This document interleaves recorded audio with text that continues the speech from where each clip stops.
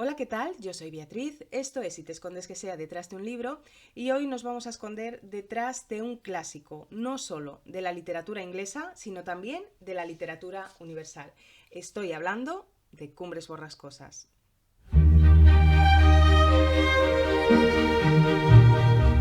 Y es que esta semana se estrena en España la última adaptación que se ha hecho al cine de Cumbres Borrascosas, una adaptación que por cierto está dando mucho de qué hablar. Hay muchas críticas porque realmente no es una adaptación, ya no es que sea fiel, porque por ejemplo la adaptación de Frankenstein era una adaptación que no era fiel, pero que sacaba toda la esencia que está en la novela. Es una adaptación que es muy respetuosa con la novela. Sin embargo, esta última adaptación de Cumbres Borrascosas es, por lo visto, un despropósito, porque, según dice la directora, ella ha hecho una adaptación conforme lo que ella interpretó cuando leyó la novela con 15 años. Claro, entonces ella se imaginó unas pasiones y unas cosas que realmente en la novela pues no aparece. Hablo sin haber visto la película, también os lo tengo que decir.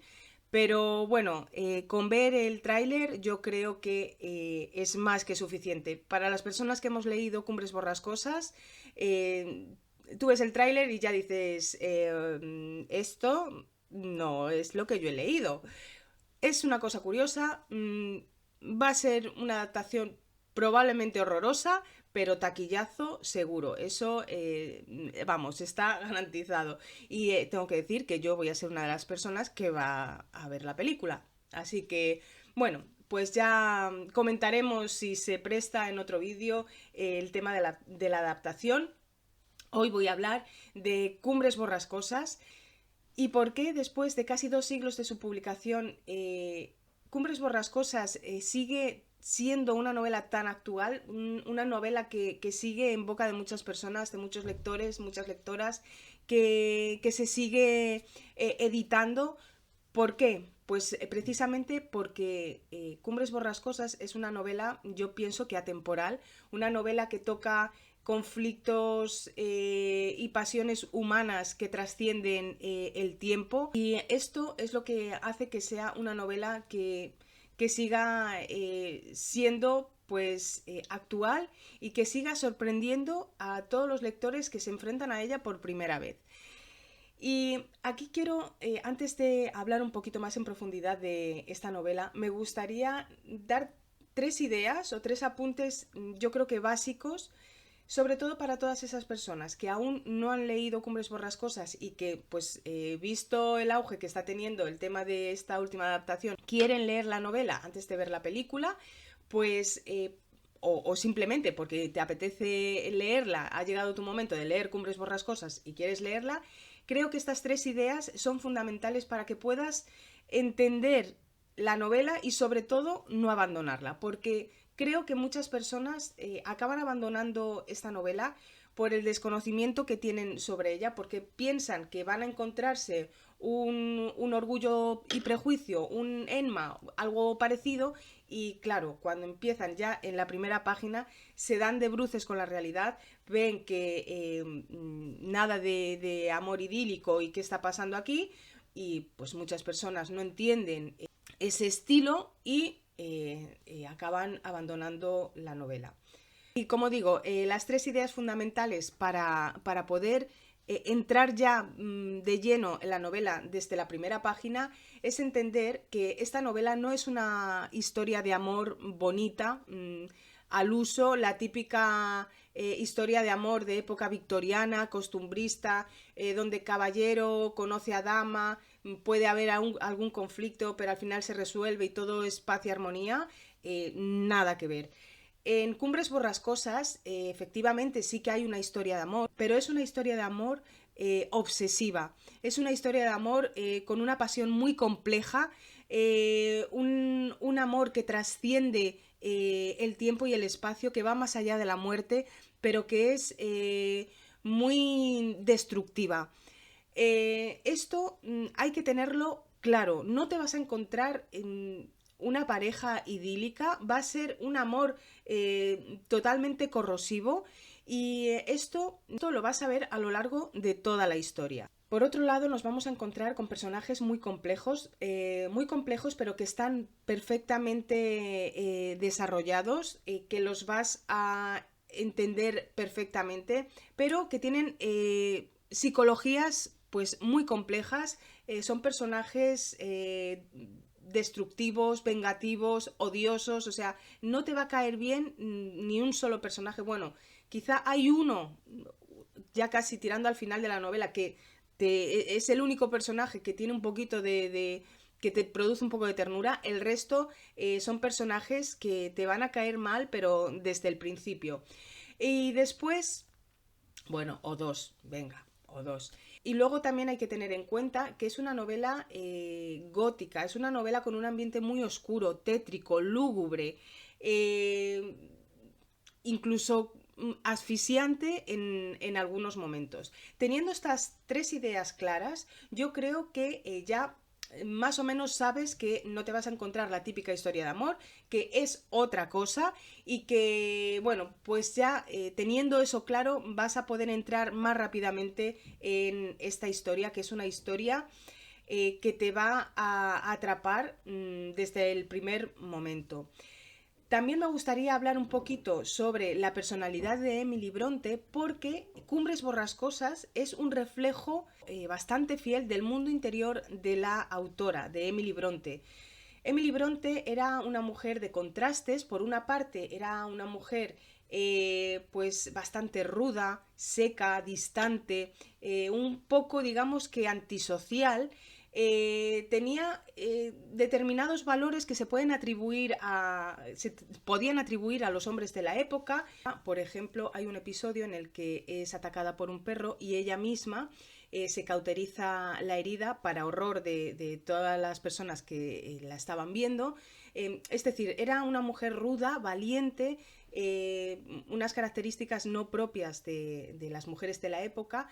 Y sobre todo apreciaba mucho su libertad, una libertad que ella disfrutaba cuando estaba en los páramos donde tenía su casa. Estos páramos son los que inspiraron Cumbres Borrascosas. Y por otro lado, también era una mujer que tenía un lado muy inocente, tímida, y con tendencia a la melancolía. Como digo, todo esto que he dicho ahora se ve perfectamente reflejado en Cumbres Borrascosas y por eso expertos dicen que Cumbres Borrascosas es un reflejo bastante fiel de este mundo interior de Emily Bronte. Por otro lado, hay que destacar que el estilo de Emily Bronte es un estilo muy certero, es un estilo muy poco, ¿cómo diría yo?, cargado, excesivo de descripciones. Sale totalmente de la época, no es nada convencional. El estilo de Emily Bronte no es la típica novela costumbrista victoriana, como he dicho al principio, se sale de todos esos cánones y aquí también se refleja su personalidad, puesto que ella libremente decide no encasillarse en esos cánones y dar rienda suelta a su verdadero instinto, a su verdadera inspiración y dejarse de ataduras sociales y de estructuras que se daban en la época. Por lo tanto, en Cumbres Borrascosas no nos vamos a encontrar ese trasfondo que hay costumbrista en las novelas victorianas de reflejar la sociedad del momento o un trasfondo histórico en la novela, nada de eso. En Cumbres Borrascosas nos vamos a encontrar un estilo directo. Además, el estilo de Emily Bronte es un estilo muy certero, porque con pocas palabras consigue desarrollar toda una psicología de un personaje, incluso te permite imaginarte el físico de esa persona. Hay dos adjetivos que hablan de Heathcliff, el protagonista, que dice algo así como su mirada diabólica. Con esas dos simples palabras, mirada diabólica, tú ya te imaginas, tú ya puedes ver cómo es la personalidad de ese señor. Ya puedes observar que, para empezar, su rostro ya no debe ser muy agradable con esa mirada diabólica. Y aparte, te da también señas de cómo es su personalidad, su psicología. No tiene descripciones recargadas, con dos, tres palabras, que además son certeras al 100%, entiendes perfectamente a dónde quiere llegar, y esto a mí es que me parece espectacular, porque tú lees, estamos hablando de 300 y pico páginas, eh, tú lees todo esto, pero no encuentras descripciones largas, o sea, y tampoco es que haya unos diálogos excesivos que digas tú, bueno, las novelas son todo diálogos, no, pero tiene un estilo tan certero que con cuatro palabras te lleva donde quiere llevarte, y para mí esta ha sido una de las cosas más espectaculares que me he encontrado en la novela. También hay que decir que, como he dicho antes, Cumbres Borrascosas no es una novela victoriana, pero sí que tiene inspiración en el romanticismo, pero en el romanticismo más estricto, en ese romanticismo de ambientación gótica, terrorífico, con un tono muy sombrío, unos diálogos entre los personajes muy hostiles, un ambiente muy lúgubre, y aparte de esto, el terror que se puede observar en Cumbres Borrascosas es un terror que viene de la propia psicología de los personajes, ese miedo a lo desconocido, al más allá, ese miedo a la pérdida, a todo aquello que es misterioso y que no es tangible.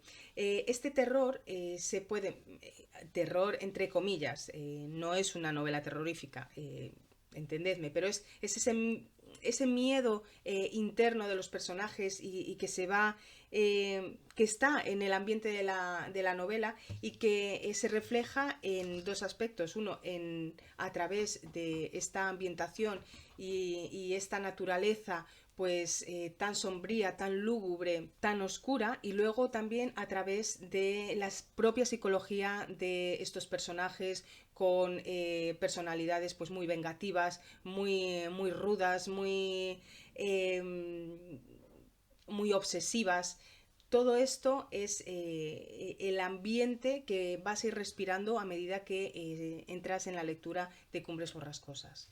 En cuanto a la crítica del momento, cuando salió esta novela, creo que fue en 1847, Emily Bronte, lógicamente, en la época que escribiera una mujer, pues no. Entonces publica la novela con el seudónimo de Ellis Bell, como si fuera un hombre, y bueno, la crítica, en cuanto leyeron la novela, se llevaron las manos a la cabeza, la tacharon de amoral, violenta, bueno, o sea, era poco menos que diabólica. Era una novela que causó mucho revuelo, mucha indignación, y, como digo, pues la tacharon de una novela diabólica. No será hasta el siglo XX cuando se le da una vuelta a la interpretación de esta novela, y es después de la Primera Guerra Mundial que la crítica empieza a fijarse más en la estructura y el estilo de la novela y la técnica narrativa, y empiezan a ver que esto, bueno, pues que tiene mucho más valor del que se había otorgado a la novela, pues en los orígenes. Esta crítica, que empieza a fijarse más en la técnica narrativa y en la estructura, empieza a ver una simetría entre las dos casas, de Cumbres Borrascosas y La Granja de los Tordos. Empiezan a hacer, digamos, varias interpretaciones sobre que uno podría ser, esta simetría podría ser también algo relacionado con el bien y el mal. Bueno, empiezan a dar valor a otras formas de la novela, a otras interpretaciones, que no solo pues a todo este contenido tan hostil, tan hosco, tan oscuro que aparece en la novela. En cuanto al argumento, madre mía, yo no sé cómo voy a poder desarrollar el argumento sin hacer demasiados spoilers, sin hablar demasiado de la novela para las personas que no la han leído. Oye, pues no quitarles el misterio, pero yo creo que hay cosas que hay que comentar y que son necesarias, y no sé si hablaré demasiado o no. Voy a intentar no hablar demasiado para dejar ese misterio para los futuros lectores y futuras lectoras que quieran adentrarse en esta historia. Lo voy a intentar, pero ya digo, es un argumento muy complejo. De hecho, si habéis visto las adaptaciones que hay de Cumbres Borrascosas, no hay ninguna adaptación que haya podido llegar a ser una buena adaptación, porque es una novela muy compleja, en la que se tratan muchos aspectos muy difíciles de enlazar, pues a lo mejor en una película. Y bueno, pues tiene una trama bastante compleja. Pero antes de meternos en el argumento en sí, quiero hablar de la estructura, porque quizá hablando previamente de la estructura podemos entender algo mejor ese argumento.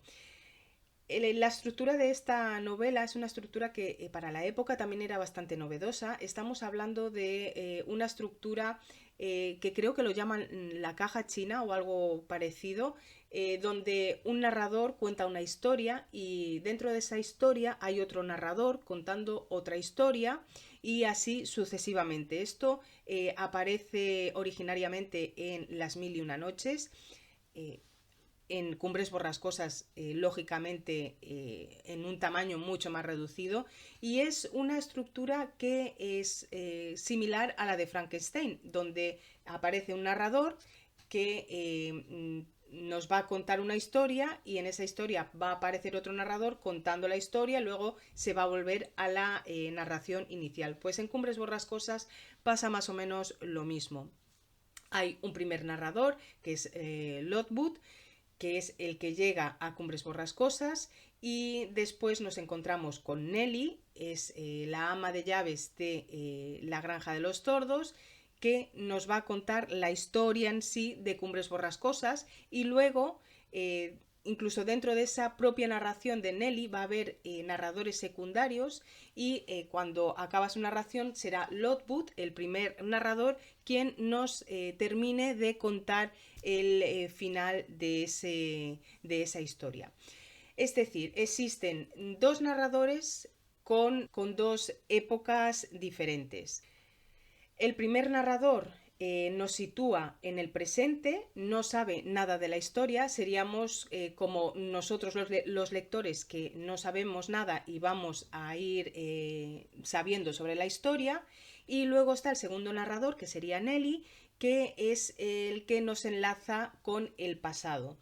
Esta estructura es interesante porque va a conseguir mantenerte en vilo todo el rato, queriendo saber qué es lo que va a pasar. Te mantiene con esa incertidumbre, con ese misterio, y aparte nos va a permitir crear nuestra propia perspectiva de la historia, porque vamos a estar fuera de la narración, no estamos en modo presente viendo lo que sucede en el momento presente, sino que estamos como espectadores y vamos a poder pues ir creando nuestra propia percepción de la historia. Esto es interesante para poder entender ahora sí un poquito más este complejo argumento que tiene Cumbres Borrascosas. Como he dicho al principio, sí que hay una historia de amor, es una historia de amor pues muy corrosiva, dañina, muy destructiva, que sería como el hilo conductor de toda la historia. Bueno, hay que tener en cuenta que van a existir dos propiedades. Una es Cumbres Borrascosas, que va a pertenecer a la familia Ensou, y otra es la granja de los Tordos, que va a pertenecer a la familia Linton.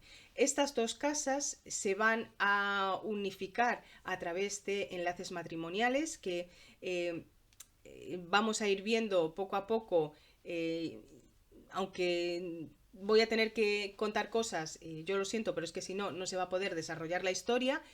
Y esto lo tenemos que tener ya desde el principio visualizado. La historia comienza con Ludwood, que llega a la granja de los Tordos, ha alquilado esta granja para pasar una temporada, y cuando se asienta decide hacer una visita a su casero, que es el señor Heathcliff, que vive en Cumbres Borrascosas. Cumbres Borrascosas está más o menos a unos 6 kilómetros de la granja de los Tordos. Bueno, pues Ludwood, como digo, decide ir a hacer una visita a su casero y va paseando por ahí, todo le parece maravilloso hasta que entra en la propiedad de Cumbres Borrascosas y ve que es una propiedad oscura, sombría, y se asombra de cómo es el recibimiento en esa casa, con personajes mal encarados, mal educados, hostiles. Se queda el hombre un poco perplejo, y cuando se va de esa visita que ha hecho él de cortesía para conocer al casero y agradecerle pues que le haya alquilado la granja y tal, se vuelve a su casa un poco trastornado, como diciendo, madre mía, qué personajes son estos que viven aquí. Y le pregunta a Nelly, que es el ama de llaves de la granja de los Tordos, si conoce a la familia que vive en Cumbres Borrascosas, si conoce a Heathcliff, porque él se ha quedado con la cosa, con la curiosidad de cómo es posible que una persona sea así, tan hostil, tan desagradable, y bueno, él y todos los que viven con él. Y es aquí cuando Nelly empieza a contar la historia de Cumbres Borrascosas. Nos cuenta que el propietario de Cumbres Borrascosas en aquella época era el señor Henshaw o algo así, perdonad los nombres porque son impronunciables, y en un viaje que hace, cuando regresa a Cumbres Borrascosas, viene con un niño abandonado que ha recogido y que pues lo ha adoptado. Los niños, sus hijos, que son Hindley y Catherine, se quedan un poco sorprendidos porque de repente llega el padre con un niño abandonado que ha recogido y que va a ser su hermano postizo, claro. Este niño pues es un niño harapiento, dicen que tienen rasgos de gitano, bastante de piel bastante oscura, muy sucio, muy desaliñado, y como digo, el señor Henshaw pues es su protector y empieza a tenerle como incluso más afecto que a sus propios hijos, empieza a ser el favorito, y claro, esto genera muchas envidias en el hijo del señor Hindley.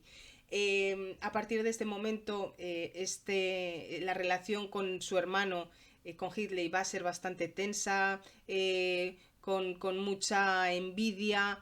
Heathcliff empieza a desarrollarse pues como un niño educado, lo visten bien, lo arreglan bien, educado pero dentro de su salvajismo, porque vamos a ver que con el hermano no se lleva muy bien, pero con Catherine, la otra hija del señor Henshaw, se lleva muy bien desde el principio, hacen muy buenas migas, los dos tienen un carácter muy salvaje, muy alocado, juntos se van a los páramos a hacer travesuras, están siempre juntos liándola, y en una de estas Heathcliff y Catherine se acercan a vigilar y a cotillear un poco a la granja de los Tordos. Y aquí sucede un incidente, que un perro muerde a Catherine y los dueños, la familia Linton que vive en la granja de los Tordos, decide curar a la niña y pues la tiene una temporada con ellos, curándola, atendiéndola y tal.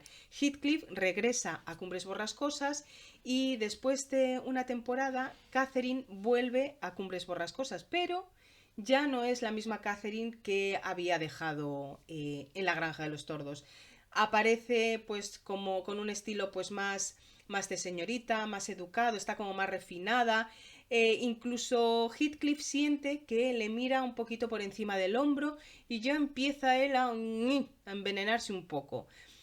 ¿Qué sucede también? Pues el padre Henshaw muere y el hermano postizo Hindley queda como heredero y ve pues todas las posibilidades abiertas para llevar a cabo su venganza.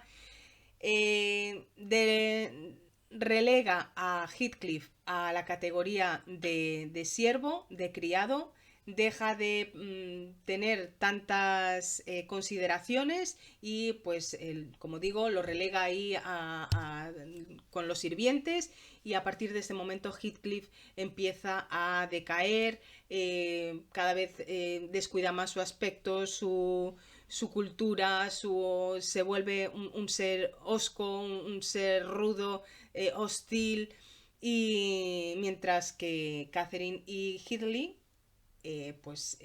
viven su vida pues de la época, pues bien. A partir de este momento, como ya hay una relación entre la Casa de los Tordos, la Granja de los Tordos y Cumbres Borrascosas, a través de aquel incidente de Catherine que tuvo que quedarse allí, pues como es que no quiero desarrollar demasiado la historia, pero digamos que se empiezan a hacer alianzas matrimoniales. En la casa Linton, la de la Granja de los Tordos, están estos señores que tienen dos hijos. Uno es Edgar Linton y otro es Isabela. O Isabel, no recuerdo si era Isabela o Isabel. Entonces, Catherine se acabará casando con Edgar Linton y como venganza y para hacer daño a Catherine, porque creo que no lo he dicho, pero claro, esto es importante y no lo he dicho, entre Catherine y Heathcliff desde el principio no solo surge amistad, sino que empieza a haber un amor ahí muy profundo, pero desde este incidente también es muy profundo, pero muy odioso y muy vengativo. Heathcliff, para hacer daño a Catherine, se casa con la otra hija de la familia Linton, que la pobre tontaina se enamora de Heathcliff y se escapa con él y huye. Hindley se había casado con otra chica, va a tener un hijo que se llama Arenton, creo. Catherine tiene una hija con Edgar que se va a llamar Catherine y Heathcliff va a tener otro hijo con Isabela que se va a llamar, ¿cómo era? Linton. Todo esto se empieza ahí a fraguar. Heathcliff se va de Cumbres Borrascosas, desaparece cuando se casa con esta señora, que por cierto la trata fatal. Bueno, hay mucha violencia, es todo muy hostil. Esta mujer, fijaros que para la época se acaba separando de Heathcliff, se va fuera y no quiere saber nada de él. Y cuando Heathcliff regresa después de este periplo que ha tenido de sus viajes y tal, viene ya como un señor, viene con mucho dinerito y su objetivo prioritario es conseguir Cumbres Borrascosas, quitarle a Hindley, que se ha convertido en un borracho y en un jugador, Cumbres Borrascosas, y hacerse también con la Granja de los Tordos. Entonces empieza él ahí a ir gestando pues cosas para conseguir todo sus propósitos, que son propósitos vengativos, para vengarse de su hermano, de Headley, y de Catherine, su amor, que la ama, pero que...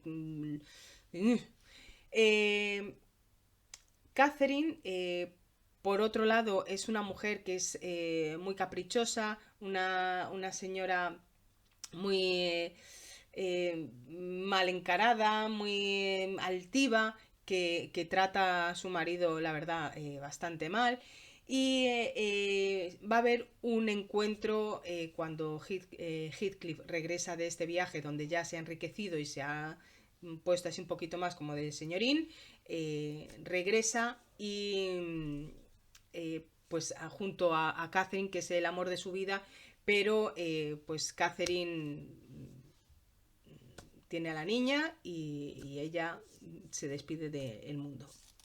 Entonces, Heathcliff siempre va a tener esa obsesión de ese amor transgresor del tiempo y del espacio, siempre la va a tener como muy presente en toda su vida. Y bueno, a partir de aquí empieza... Es que yo creo que he contado demasiado, pero si no, la historia de verdad que es muy compleja de explicar. A partir de aquí, pues van a ir sucediendo cosas con los hijos también. Y bueno, el desenlace de esta novela es para mí una pasada. No voy a decir cómo acaba, lógicamente. Eh, tiene sus dos caras y bueno, que cada uno luego lo interprete como quiera. Y así a grosso modo sería un poquito el argumento, pero ya os digo que es muy complicado eh, contar el argumento, básicamente porque hay muchos personajes, porque son personalidades y psicologías muy complejas como para explicar así brevemente y es pues una trama en la que hay subtramas y es complicado de resumir. En cuanto a los personajes, como digo, tienen psicologías muy complejas. Heathcliff aparece como el villano más villano, cruel, perverso, vengativo y encima es que hay algún diálogo en el que él dice que él se siente feliz y plenamente satisfecho cuando ve sufrir a otras personas. O sea, imaginaros que hasta qué grados de crueldad llega a tener este hombre, pero en, a través de la narración de Nelly vamos a ver cómo Heathcliff llega ahí, llega a ese estado de crueldad y de hostilidad por hechos previos que le han pasado. O sea, es el único personaje, yo creo, que al que se le humaniza un poco, al que se da sentido, hay una causa por la que él tiene ese comportamiento. Sin embargo, al resto de los personajes, que son unos villanos, Catherine, Heathcliff y todos estos son villanos porque sí, porque su naturaleza es así. No hay, no, en la narración no te dicen que son así por algún hecho del pasado que les ha causado pues que nada, o sea, estos son villanos por nacimiento y porque sí, o sea, eso también es bastante... eh, luego hay un personaje también en Cumbres Borrascosas que es Joseph, que es el mayordomo de la propiedad, que es también un ser bastante despreciable, un religioso de estos obsesivos, muy mal encarado también. Y Nelly, tengo que decir que es la narradora principal, conoce también esta historia porque ella se cría en Cumbres Borrascosas. Ella desde un principio siempre ha estado en Cumbres Borrascosas, desde que es pequeña, por eso conoce también toda la familia Henshaw, porque ha vivido con ellos y en un momento dado el señor de la casa le dice a Nelly que vaya a la casa de los tordos para pues gestionar esa propiedad.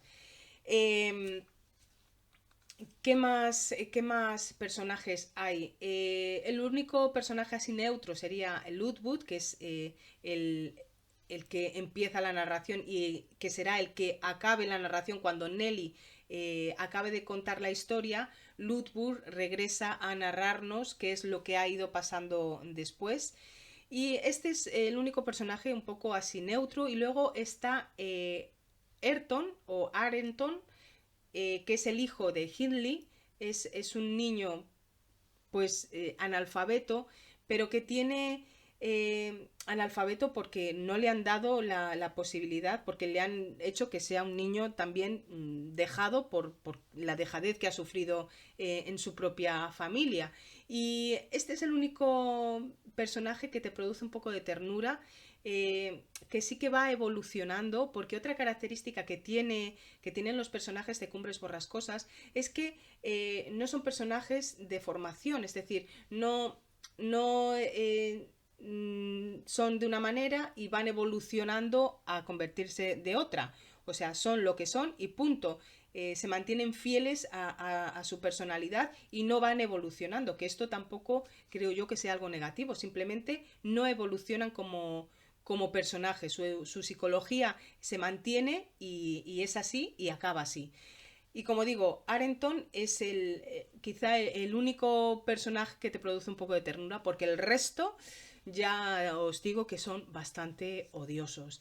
Y por el momento yo creo que nada más. Es un vídeo largo, Dios mío. Y eso que no me he metido en profundidad a hablar del argumento en sí, pero daría para hablar mucho sobre desarrollar mucho más el argumento, porque se producen esas uniones que son muchas por venganza y por envidias y por y, y hablar un poquito más en profundidad de esa personalidad, de esa psicología de los personajes, porque están tan bien desarrollados que, o sea, da para hacer casi vídeos aparte de cada uno de los personajes. Pero como esto ya me parece excesivo, vamos a dejarlo aquí. Nada más, espero que os animéis a leer Cumbres Borrascosas. Un beso muy fuerte y nos vemos en otro vídeo. Chao.